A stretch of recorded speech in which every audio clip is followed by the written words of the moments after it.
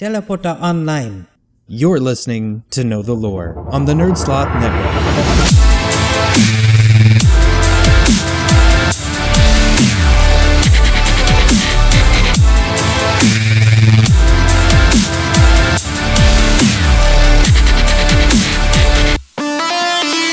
Hi, this is Chris, aka Slurrednerd on Twitter and the PlayStation Network, back to talk about yet some more Overwatch lore. And it's pretty easy to see who this episode's going to be about from the title. Interestingly to me, Symmetra and Lucio were two characters I did not find appealing at all when I first started playing the game, but the group of people I typically play with tended to have very specific classes, so I wanted to be able to be the person that can switch to whatever is needed at the time, which is a great strategy, and I find I win more often by not sticking with certain characters that I'm comfortable with, but branching out a little bit more. Now that I've played them both, they are honestly two of my favorite characters to play, and there's certain maps that I know I'm automatically going to start with them until the situation calls for something else. Now I'd like to hear from all of you. What characters surprised you the most with the gameplay, or who did you end up enjoying that you didn't expect? Let me know by sending an email to ktl@nerdsloth.com or hit me up on Twitter, like I said, @Slurrednerd. Alright, so without further rambling on my part, let's get into our two heroes of the episode. And what's interesting about these two that you may not realize, but they are pretty much sworn enemies. So let's get started, first with Symmetra. Before we get into her personality, we need to talk about the condition of the world after the Omnic Crisis. As in any war, there was extensive damage to largely populated areas, and especially in this case, in India. One business, called the Vishkar Corporation, began using its innovative hard light technology to create self-sustaining urban housing, streets, and utilities. Because of the nature of this technology, development of these areas were completed unbelievably fast and with very few resources. The shining example of this was Utopia, a magnificently beautiful city made completely from light. Satya Vaswani was plucked from poverty by the Vishkar Corporation as a young girl and trained at their academy in Utopia, where she showed a vast aptitude for using hard light, which has been noted to be extremely difficult to master. Satya never returned home, so lonely and needing something to be able to control in her life, she lost herself in her studies, quickly becoming one of Vishkar's top architects and becoming known for her elegant and flowing style of design as compared to the still appealing but more procedural and mechanical designs of her predecessors. Although the Vishkar Corporation had been doing a lot of good in the world, the lust for money and power at any cost eventually took hold. They began sending Satya on covert business operations under the codename Symmetra, where she basically played the part of a pawn as Vishkar manipulated others for their own gain. One example of this is found in the comic called A Better World. Here we see Satya and her co-worker Sanjay Gopal meeting with the mayor of Rio de Janeiro, hoping to convince her to hire Vishkar to develop a new city center. The mayor declined their offer in favor of a businessman named Collado, whose firm had worked with the city in the past, and had plans not only to work on the city center, but also extending into the favelas, which are basically shantytowns or slums. After the meeting, Symmetra became lost trying to find her way back to her hotel, but a local girl that notably reminded Satya of herself at that age led her through the favelas to her hotel. That night, Vishkar had Satya don her Symmetra persona and break into Collado's office, hoping to find something incriminating to discredit him and his business.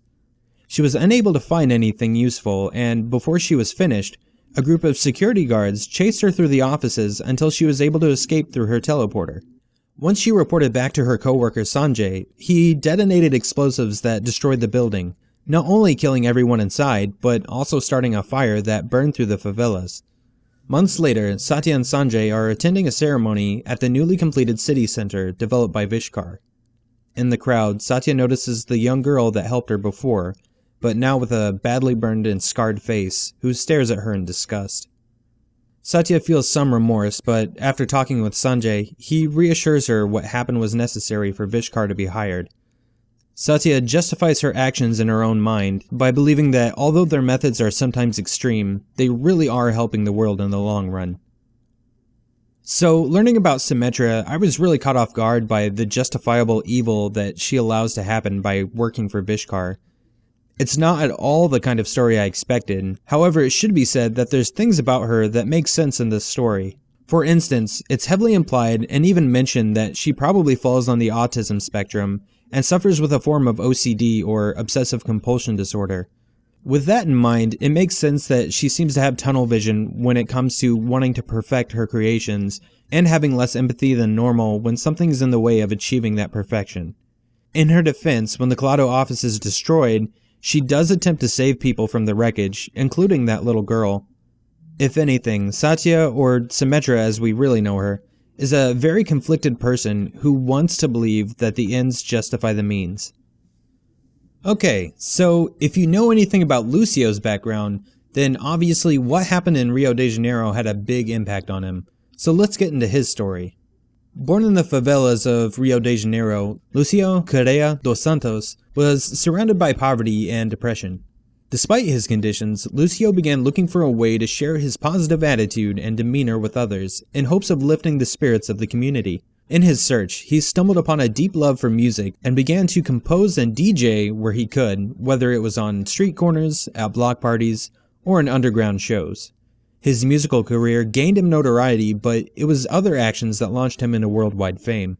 Eventually, the Vishkar Corporation swooped in, conveniently a building was destroyed, and lots of damage was done to the surrounding favelas and people. Vishkar promised to rebuild the city, starting with a new city center. However, their promises fell short. The favelas did not get the support they were promised, and Vishkar instead began imposing strict rules on the citizens and exploited them for cheap labor. Lucio saw the evil in Vishkar and broke into one of the buildings, stealing sound-operated technology similar to the hard light technology that they were famous for. With the tech giving him an extra edge, Lucio led the community in an uprising against Vishkar and was able to drive them out of Rio de Janeiro. Lucio was instantly recognized around the world as a leader and a symbol of positive social justice. With that recognition came a vast demand for his music, and Lucio, seeing the opportunity to spread positivity on a larger scale, leapt at the chance. In 2 years, he released an extremely successful 11-track album called Synesthesia Auditiva that topped all the charts and earned him a worldwide tour that uses a variation of the technology Lucio created himself based on tech he stole from Vishkar to create an amazing sound and light show the likes of which have never been experienced before. Just a little bit of trivia for both Lucio and Symmetra before we go. Symmetra's character design was heavily influenced by the Portal game series, where Lucio was actually influenced by the Jet Set Radio series, which is one of my personal favorites. And if you're a fan of that series, then you should also know that someone created an actual Jet Set radio station online that plays amazing music you would imagine from that series, and it's definitely the kind of music you could see Lucio jamming out to. If you want to access that station, open your browser right now and type in jetsetradio.live. I promise you won't regret it. I listen to this station at work all the time. So that's it for today's episode. Once again, send me a message via email or Twitter and let me know what Overwatch characters have surprised you the most. And make sure you go to our network site, NerdSloth.com, and check it out. We have lots of other awesome shows on there, and shameless plug, I'm on a few of them, including Saturday Morning Cartoon Boom and a very, very NSFW podcast called Nerds on Tap. And just as a heads up, we only have one more episode to go of the Overwatch version of Know the Lore. But don't worry, because as soon as we get more lore from Blizzard, I'll be back making more episodes. So make sure you come back next week for the final episode for now. As always, thanks again for listening, and give yourself to the rhythm! Chris here. If you enjoy the show, please rate, like, subscribe, comment, or share, as every little bit you do helps the show. Know the Lore is recorded and produced by NerdSloth.